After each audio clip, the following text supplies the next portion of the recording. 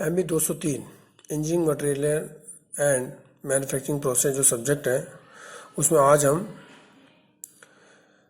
Thermal, chemical, electrical, mechanical properties of various material के बारे में क्या करेंगे, स्टडी करेंगे। तो जैसे कि हम जानते हैं कि जो भी मटेरियल होते हैं उनके डिफरेंट प्रॉपर्टीज़ होती है। मैकेनिकल है, इलेक्ट्रिकल है, केमिकल है, थर्मल है, ऑप्टिकल है। तो हम वन बाय वन क्या करेंगे कि स्टडी करेंगे। तो सबसे पहले हम बात करते हैं mechanical properties of material. Mechanical properties of material के बारे में हम क्या करते हैं, बात करते हैं। तो मैकेनिकल प्रॉपर्टीज़ ऑफ मटेरियल की बात करें तो सबसे पहले हम बात करते हैं स्ट्रेंथ। ये different type of mechanical properties of the material है, जिसमें सबसे पहले हम बात करते हैं किसकी, स्ट्रेंथ की। स्ट्रेंथ क्या है, इसको हम डिफाइन करते हैं। A strength is a capacity to resist the load और high strength material are to be broken. इसका क्या मतलब है, strength is capacity to register load.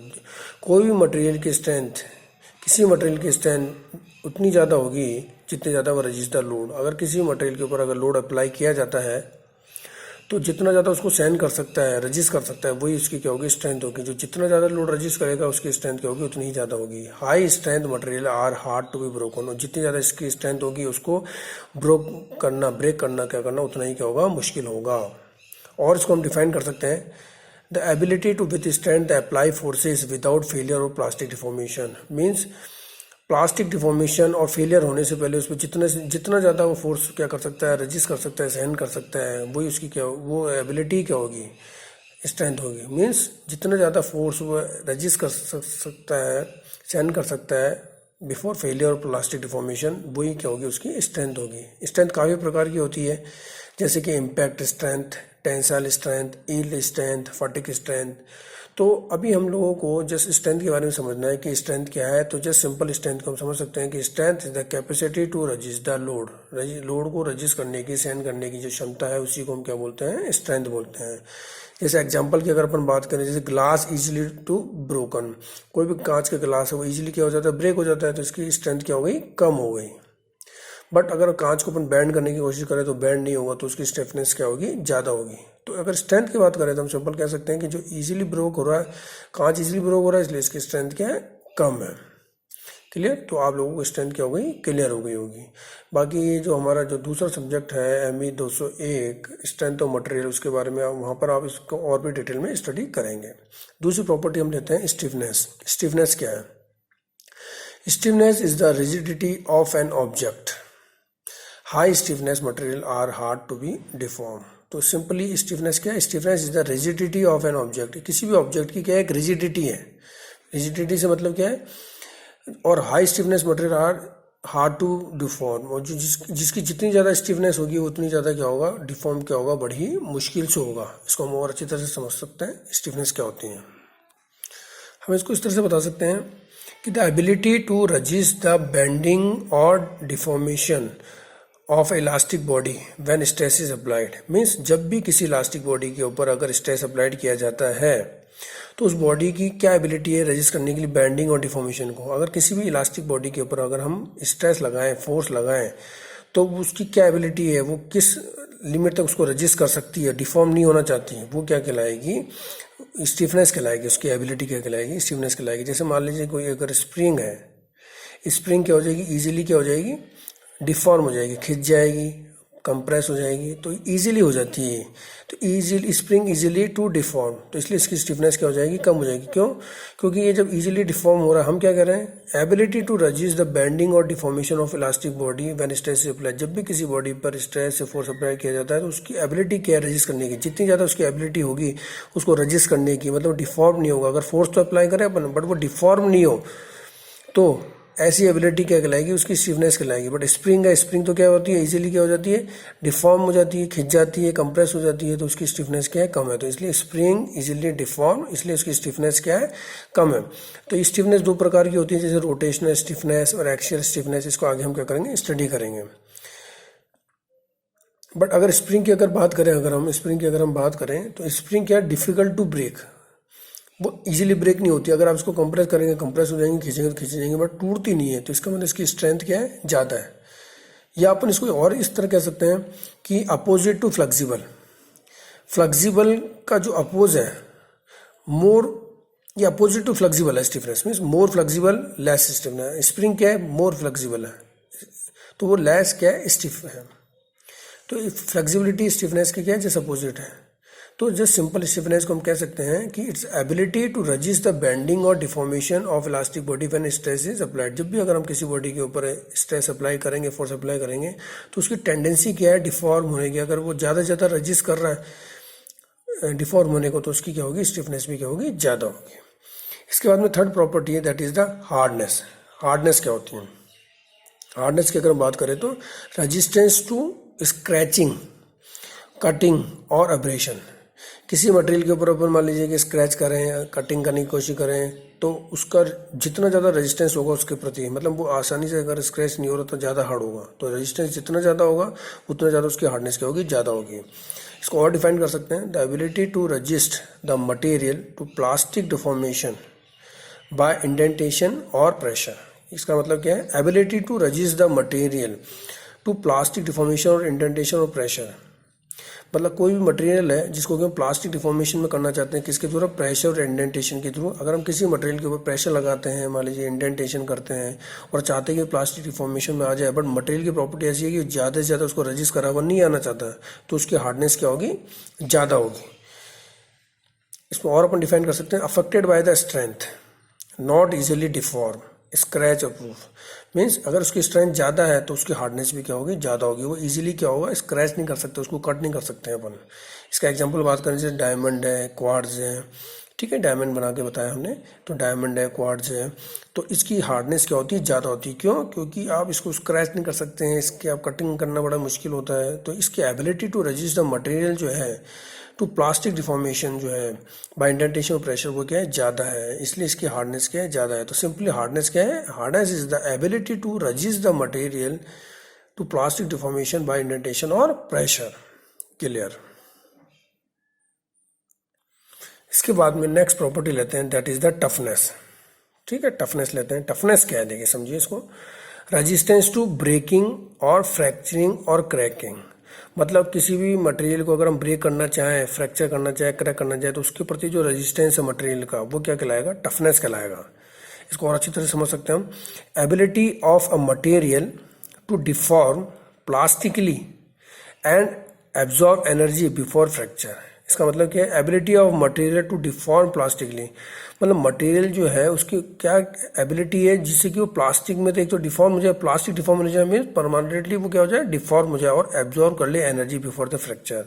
Means fracture होने से पहले वो पूरी तरह से प्लास्टिकली डिफॉर्म हो जाए, और वो कितनी एनर्जी एब्जॉर्ब करता है, दैट इज द टफनेस। वो क्या कहलाएगी, टफनेस कहलाएगी अपनी। और उसको अपन बोल सकते हैं affected by rate of loading, temperatures. मतलब अगर लोड डिफरेंट होगा तो टफनेस की टेंडेंसी अलग होगी। टेम्परेचर अलग अलग टेम्परेचर के हिसाब से अगर हम लोड अप्लाई करेंगे तो उसकी टफनेस क्या होगी, अलग अलग होगी। जैसे मान लीजिए अपने जो ये स्क्रू है, स्क्रू का अगर अपन मान लीजिए कि कहीं भी फिट करते हैं तो ये ब्रेक होने से पहले कितनी एनर्जी लेगा, फ्रैक्चर होने से पहले कितनी एनर्जी लेगा, दैट इज वो क्या हो जाएगी, टफनेस हो जाएगी। तो टफनेस सिंपली क्या है, ability of a material to deform plastically and absorb the energy before the fracture. Fracture होने से पहले और प्लास्टिक डिफॉर्मेशन के थ्रू डिफॉर्म होने से पहले वो कितनी उसकी एबिलिटी है, कितनी एनर्जी वो एब्जॉर्ब करता है, दैट इज द टफनेस। वो उसकी क्या कहलाती है, टफनेस कहलाती है। इसके बाद में अगर हम बात करें ब्रिटलनेस की, अगर हम बात करें कि ब्रिटलनेस क्या होती है, तो ब्रिटलनेस क्या होती है, एबिलिटी टू ब्रेक और shatter without significant deformation when under stress.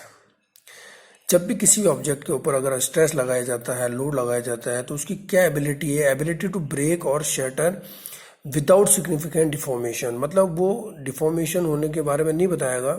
जब भी किसी मटेरियल के ऊपर अपन लोड लगाएंगे तो वो बिना किसी टाइमिंग के क्या हो जाएगा, डिफॉर्म हो जाएगा, ब्रेक हो जाएगा, टूट जाएगा। तो वो क्या कहलाएगा, एबिलिटी टू ब्रेक और shatter without significant deformation when under stress. कई बार क्या होता है, हम किसी मटेरियल के ऊपर लोड अप्लाई कर रहे हैं तो वो धीरे धीरे क्या होता है, ब्रेक होता है, उसकी डिफरेंट स्टेजेस होती है। बट ब्रिटल मटेरियल क्या होता है, जैसे लोड लगाते हैं वो सडनली क्या हो जाता है, ब्रेक हो जाता है। तो एबिलिटी टू ब्रेक और शैटर विदाउट सिग्निफिकेंट डिफॉर्मेशन क्या, वैन अंडर स्ट्रेस, तो ये क्या कहलाएगी, उसकी ब्रिटलनेस कहलाएगी। Brittleness material do not show the deformation, वो डिफॉर्मेशन शो नहीं करता है ब्रिटलनेस मटेरियल। दूसरा, brittleness is affected by pressure और स्ट्रेस, जितना अलग प्रेशर लगाएंगे, स्ट्रेस लगाएंगे, उस हिसाब से उसकी ब्रिटलनेस क्या होगी, अलग अलग होगी। बट ये हम मेन चीज़ है कि ब्रिटलनेस के अंदर जब भी हम किसी ऑब्जेक्ट के ऊपर, मटेरियल के ऊपर लोड लगाते हैं तो वो डिफॉर्मेशन का समय नहीं देता है, वो क्या हो जाता है, ब्रेक हो जाता है। तो उसकी जो एबिलिटी है जो ब्रेक होने की without significant deformation under stress, वो क्या कहलाती है, ब्रिटलनेस कहलाती है। जैसे कि कास्ट आयरन है, सेरामिक्स है, ये इसके क्या है, एग्जाम्पल है। अब अनदर प्रॉपर्टी देखते हैं। इसके बाद में जो प्रॉपर्टी आती है दैट इज द डक्टिलिटी। देखिए डक्टिलिटी क्या होती है, वेरी इंपॉर्टेंट प्रॉपर्टी है डक्टिलिटी की। तो ability of a material to be stretch out into thin wire by a tensile stress. जब भी किसी वायर के ऊपर हम टेंसाइल स्ट्रेस लगाते हैं तो उसकी क्या एबिलिटी है कि वो और पतले वायर के अंदर क्या हो जाए, स्ट्रेस हो जाए और खिंचता चला जाए। तो उसकी जो एबिलिटी होगी वही क्या कहलाएगी, डक्टिलिटी कहलाएगी। तो हमको इसको हमने क्लियर करा है, the ability of a material to be stretch out into thin wire by a tensile stress. तो किसी भी मटेरियल की जो प्रॉपर्टी है कि भाई उसके ऊपर अपन फोर्स लगाए, स्ट्रेस लगाए और वो थिन वायर के अंदर खिंचता चला जाए, वो प्रॉपर्टी क्या कहलाती है, उसकी एबिलिटी क्या कहलाती है, डक्टिलिटी कहलाती है। तो ability of a material to be stretch out into thin wire by a tensile stress is known as a ductility. Ductile material can be rolled into wires. Ductile जो भी मटेरियल होगा उसको अपन क्या कर सकते हैं, वायर्स में क्या कर सकते हैं, डाल सकते हैं।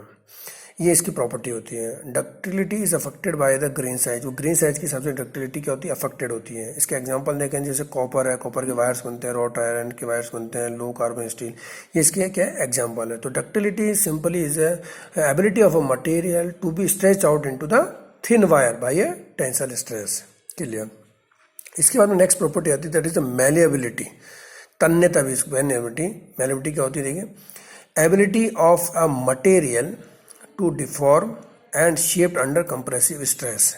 मतलब जब किसी ऑब्जेक्ट के ऊपर, मटेरियल के ऊपर अपन कंप्रेसिव स्ट्रेस डालें तो वो क्या हो जाए, उसकी एबिलिटी होगी वो डिफॉर्म हो जाए। तो इस टाइप की प्रॉपर्टी क्या कहलाती है, मैलिएबिलिटी कहलाती है। तो मैलिएबिलिटी क्या है, ability of a material to deform and shape under compressive stress. जब उसके ऊपर हम किसी मटेरियल के ऊपर कंप्रेसिव स्ट्रेस लगाएं तो वो एक तो डिफॉर्म हो जाए और जो हमको रिक्वायर्ड शेप है वो क्या अगर ले लेता है, तो इस टाइप की जो उसकी एबिलिटी होगी वो क्या कहलाएगी, मैलिएबिलिटी कहलाएगी। Malleability material can be rolled into sheets. जो बड़े बड़े जो रोल्स होते हैं मटेरियल के, वो मैलिएबिलिटी की वजह से क्या हो जाता है, शीट में क्या हो जाते हैं, कन्वर्ट हो जाते हैं। सेकंड है malleable is affected by the crystal structure. तो क्रिस्टल जो स्ट्रक्चर होगी, किस टाइप की उसकी स्ट्रक्चर है, उससे भी क्या होता है, इसमें इफेक्ट पड़ता है। Increasing of temperature increasing the malleability. जैसे जैसे टेम्परेचर बढ़ेगा मैलिएबिलिटी भी क्या होती जाएगी, बढ़ती जाएगी, क्योंकि इजीली क्या हो जाएगा, शीट में वो कन्वर्ट हो जाएगा। एग्जांपल की बात करें अपन, जैसे गोल्ड है, सिल्वर है, एल्यूमिनियम है, मेटल है, हाई टेम्परेचर है। तो जस्ट सिंपल मैलिएबिलिटी क्या हो गई, ability of a material to deform and shape under the compressive stress. Clear. इसके बाद में अगर हम next property of mechanical property of material की बात करें तो that is the fusibility. Fusibility क्या होती है, the ability to change easily into the molten state when heated. Means किसी मटेरियल को जब हम गर्म करें तो इजीली क्या हो जाए, मोल्टन स्टेट के अंदर आ जाए। तो इस टाइप की जो एबिलिटी होगी वो फ्यूजिबिलिटी हो जाएगी। तो ability to change easily into a molten state when heated without chemical breakdown और बर्निंग। हम उसको केमिकली ब्रेकडाउन नहीं कर रहे हैं, बस हम उसको गर्म कर रहे हैं, हम देख रहे हैं कि अगर वो इजीली मेल्ट हो जाता है, मोल्टन स्टेट के अंदर आ जाता है, तो इस टाइप की जो एबिलिटी जो होगी उसकी वो क्या कहलाएगी, फ्यूजिबिलिटी कहलाएगी। इसमें अगर वो पॉइंट पढ़े तो हम used for metals and polymers which are to be cast और मोल्डेड और वेल्डेड। जो और काफ़ी सारे मेटल्स होते हैं जिनको हम कास्ट करते हैं, मोल्डेड करते हैं, तो वहाँ पर ये क्या कहे जाते हैं, ये यूज आती हैं। इसके एग्जांपल की बात करें, जैसे ब्रोंज है, ब्रास है, आयरन है, ठीक है, फ्यूजुअल प्लग है, ये इसकी क्या है, डिफरेंट एग्जाम्पल्स हैं। इसके बाद में नेक्स्ट प्रॉपर्टी आती है प्लास्टिसिटी। ये भी काफ़ी इंपॉर्टेंट प्रॉपर्टी है। प्लास्टिसिटी क्या होती है, the ability to retain the new shape when a force is removed. जब भी हम किसी मटेरियल के ऊपर फोर्स अप्लाई करते हैं तो वो क्या होता है, डिफॉर्म होता है। और अगर हम मटेरियल पे से अगर हम फोर्स हटा लें और वापस वो क्या करता है, उसी शेप में ही रहता है। अगर फोर्स हटाने के बाद में जो डिफॉर्म शेप हो गई है, अगर उसी शेप में रहता है तो वो क्या कहलाती है, उसकी प्रॉपर्टी क्या कहलाती है, उसकी एबिलिटी क्या कहलाती है, प्लास्टिसिटी कहलाती है। तो plasticity to retain its new shape when a force is removed. जब भी हम फोर्स हटाएं, जब हमने फोर्स लगाया किसी ऑब्जेक्ट के ऊपर तो उसने न्यू शेप ले ली, और अगर हम फोर्स हटाते हैं तो अगर वो न्यू शेप में ही रहता है तो इसकी एबिलिटी क्या कहलाएगी? प्लास्टिसिटी कहलाएगी। तो प्लास्टिसिटी डिफॉर्मेशन इज इरिवर्सिबल। ये प्लास्टिक जो डिफॉर्मेशन का इरिवर्सिबल मीन्स अगर वो न्यू शेप में आ गया तो वापस पुरानी शेप में नहीं आएगा। तो ये परमानेंट डिफॉर्मेशन हो गया। ये मतलब एक बार नई शेप में आ गया तो उसी शेप में रहेगा, तो ये क्या हो गया? Permanent deformation. इसके एग्जांपल्स जैसे अपन मान लेंगे कॉपर है जैसे, ठीक है, क्ले वगैरह है, एक्सेट्रा, इसके एग्जांपल्स हैं। नेक्स्ट इसके बाद में आती है इलास्टिसिटी। इलास्टिसिटी क्या होती है? The ability to retain its original shape when force is removed. इसका क्या मतलब है? अगर किसी मटेरियल के अगर हम ऊपर अगर फोर्स लगाते हैं तो वो क्या होता है? न्यू शेप में आ जाता है।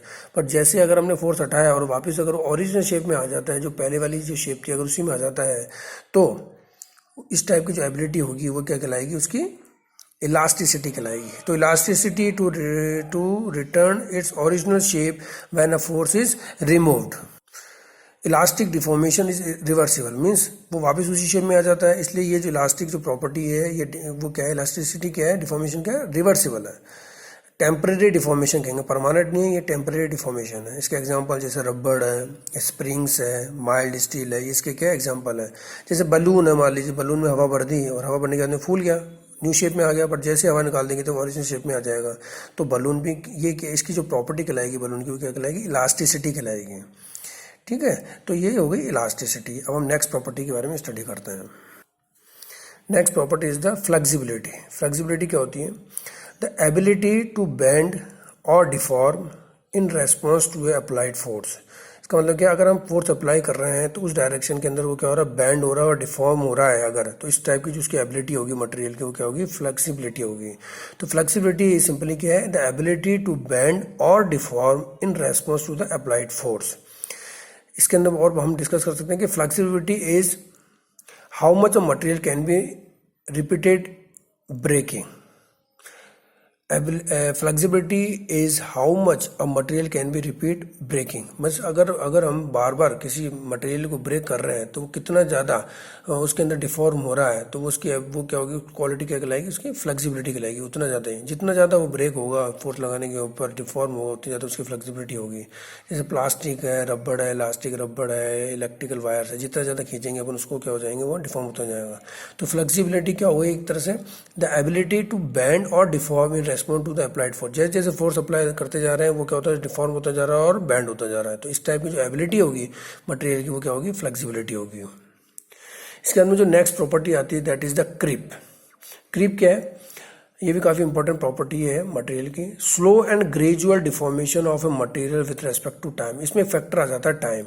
तो टाइम के साथ साथ अगर उसका डिफॉर्मेशन हो रहा है स्लो और ग्रेजुअली, तो उस टाइप की जिसकी जो प्रॉपर्टी होगी वो क्या कहलाएगी? क्रीप कहलाएगी। तो slow and gradual deformation of a material with respect to time is known as a creep. इसके और कैरेक्टर्स के बारे में बात करें तो creep results from sustain loading below the measured yield point. पहला point, creep results from the sustain loading below the measure yield point. Yield point से नीचे का जो लोड लगाते हैं तब हमको क्या होती है? क्रीप मिलती है। Another point is the tendency of a material to slowly stretch or deform permanently under the constant force over a period of time. इसका मतलब वही है कि हम चाह रहे हैं कि अगर कोई मटेरियल है वो टाइम के साथ साथ उसके ऊपर जैसे जैसे फोर्स लगाते जा रहे हैं तो परमानेंटली क्या होता जा रहा है? डिफॉर्म होता जा रहा है। तो टाइम के साथ में उसकी जो टेंडेंसी है डिफॉर्म होने की वो क्या कहलाएगी? क्रीप कहलाएगी। तो क्रीप सिंपली क्या हो गई? Slow and gradual deformation of a material with respect to time. यहाँ पर टाइम फैक्टर आ गया। अगर मान लीजिए कोई रॉड है जो कि मान लीजिए कि कोई मॉर्निंग के अंदर 8 AM के ऊपर इस पोजीशन के ऊपर है, उसके ऊपर हमने वेट लगा दिया, हम 12 बजे तक देखते हैं तो ये क्या हो जाती है? जो रॉड थोड़ी सी बैंड हो जाती है, और हम शाम तक देखें तो ये और बैंड हो जाती है। तो ये टाइम के साथ 8, 12, शाम के 8, तो टाइम जैसे जैसे बढ़ता जा रहा है तो ये जो क्या होती जा रही है? जो रॉड है वो क्या होती जा रही है? और बैंड होती जा रही है, डिफॉर्म होती जा रही है। तो slow and gradual deformation of material with respect to time. Time के साथ क्या होता जा रहा है? इसका डिफॉर्मेशन बढ़ता जा रहा है। तो इस मटेरियल की जो ये क्वालिटी कहलाएगी ये क्रीप टाइप का मटेरियल है। ऐसा नहीं कि एकदम से बैंड हो गया बिल्कुल ही, बैंड ही नहीं हो रहा, या मान लीजिए परमानेंट ब्रेक हो गया। ये क्या होता जा रहा है? Continuous slow and gradual deformation इसके अंदर आता जा रहा है इस मटेरियल के अंदर विथ रेस्पेक्ट टू टाइम। तो इसकी जो प्रॉपर्टी है वो क्या कहलाएगी? क्रीप कहलाएगी। And the last properties of material, mechanical properties, that is the fatigue. Fatigue क्या होती है? Weakening of a material cause by repeatedly applied load. मतलब अगर हम किसी भी मटेरियल के ऊपर अगर लोड अप्लाई कर रहे हैं, रिपीटली लगातार लोड अप्लाई कर रहे हैं, तो उसका जो वीकनिंग मटेरियल क्या हो जाएगा, वीक हो जाएगा। तो यही प्रॉपर्टी उसकी क्या कहलाती है, फटीग कहलाती है। The weakening of a material cause by repeatedly applied the load is known as a fatigue. Fatigue occurs when stress और स्ट्रेन इज साइकिल। जब भी अगर मान लीजिए कोई रॉड है जो कि मान लीजिए कि किसी मोटर के साथ में घूम रही है, तो कंटिन्यूसली क्या होती जाएंगी, उसके अप एंड डाउन पॉइंट्स के ऊपर कभी टेंसर स्ट्रेस आएगी, कभी कंप्रेसर स्ट्रेस आएगी, तो उसकी स्ट्रेस क्या होती जा रही है, कंटिन्यूसली चेंज होती जा रही है। तो रिपीटेडली स्ट्रेस उसके ऊपर क्या होगी, अप्लाई होगी, जिससे मटेरियल क्या हो जाएगा, वीक हो जाएगा। तो उसके अंदर क्या हो जाएगी, फटीग अक्योर हो जाएगा। फटीग उसके अंदर जितनी देर तक वो उसको सहन कर सकती है तो उसकी क्या होगी, हम कहेंगे फटीग उसकी बेटर है। तो फटीग अक्योर व्हेन स्ट्रेस और strain is cycled. Another point is it is the progressive and localised structural damage that occur when a material is subject to cycling loading.